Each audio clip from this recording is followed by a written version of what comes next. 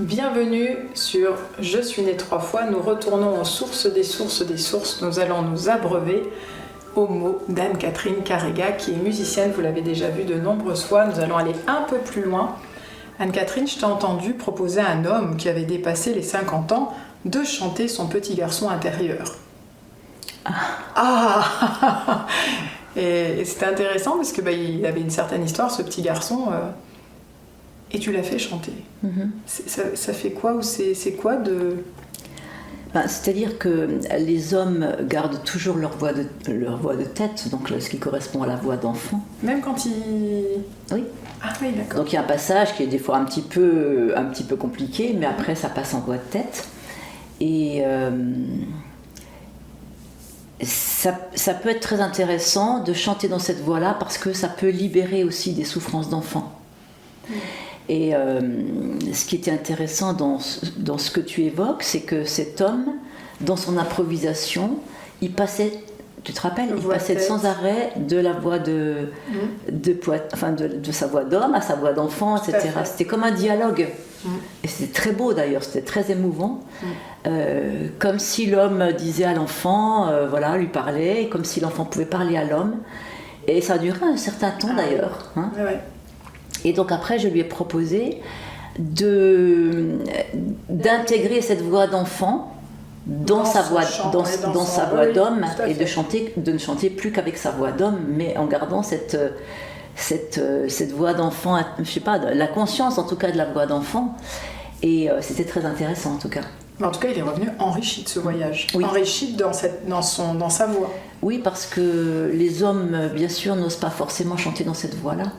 Parce que ça fait un peu fille quand même.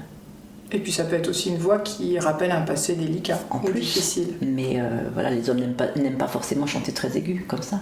D'accord. Mais en tout cas, c'est toujours intéressant d'aller dans cette voix. Et d'ailleurs, il y a des hommes qui n'arrivent pas du tout à passer dans cette voix. Parce que ça bloque complètement. Mais ça veut dire que là, par exemple, une personne peut aller écouter... un âge de son enfant intérieur et l'inviter à chanter avec lui ou elle là dans son présent. C'est quelque chose qui peut...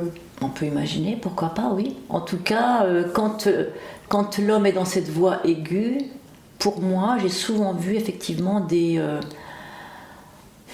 le mot guérison est peut-être un peu fort, mais enfin des choses qui se dissolvent, ou qui se règlent, ou qui se... nous avons vu des restaurations. Voilà, des restaurations, oui. Vraiment. Et puis, moi j'ai trouvé que c'était beau parce que c'était comme, mon imaginaire, c'était comme s'il le prenait par la main. Non, parce que je sais, c'est pas que mon imaginaire aussi sûrement, mais à un moment tu lui as dit, dis-lui à ce garçon l'homme que tu es devenu. Et je me suis dit, punaise, c'est beau de dire à cet enfant, oui, regarde, waouh. Voilà, et du coup, c'était surprenant. Oui, malgré tout ce qui t'est arrivé. Voilà, c'est ça. Ouais. Malgré tout ce qui t'est arrivé, tu es devenu quelqu'un de bien, tu es devenu un homme bien, etc. Ça, c'est important. Alors du coup, il faut faire le travail avant sur le jugement de soi. C'est ça, il faut faire les petites vidéos avant. Non, mais c'est vrai, parce que du coup, il faut aussi être suffisamment fier de ce maintenant, suffisamment, pour pouvoir... Mais j'ai trouvé ça... Et c'est marrant, son chant s'est libéré. Quand tu l'as dit, dis à cet enfant, regarde... presque tu vas devenir, et du coup de nouveau cet espace-temps quantique.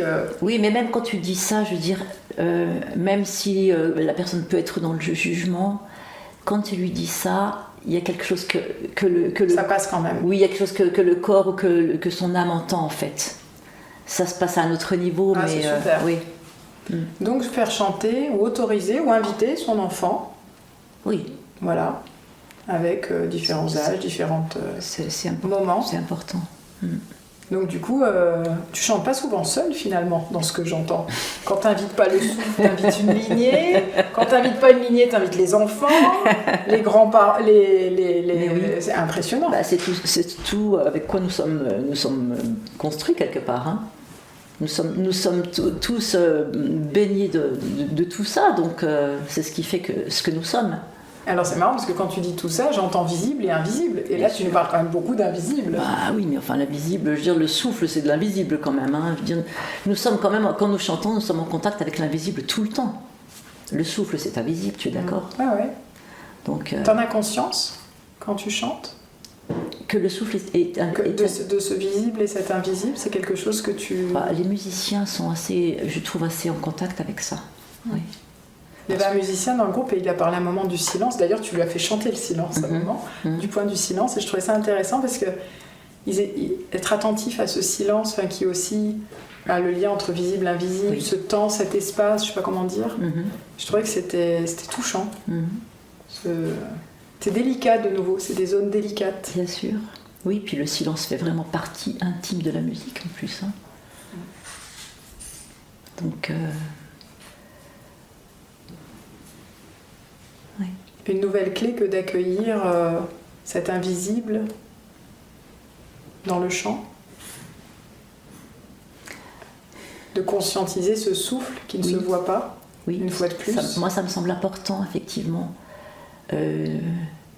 Et puis aussi la vibration, qu'est-ce que c'est la vibration ? C'est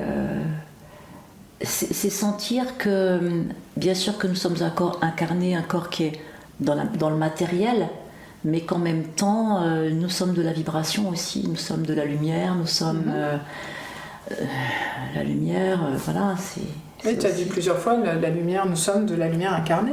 Tu en as parlé de la lumière condensée. De la lumière condensée, pardon. Oui. La lumière condensée. Oui. Donc je vous invite à juste, aujourd'hui, reconnaître que vous êtes de la lumière condensée. Juste. Hein ? C'est bien ça, juste. Bonne fin de journée, bonne matinée, bon appétit, bonne soirée. Je ne sais pas où vous en êtes. En tout cas, à très bientôt sur Je suis née 3 fois.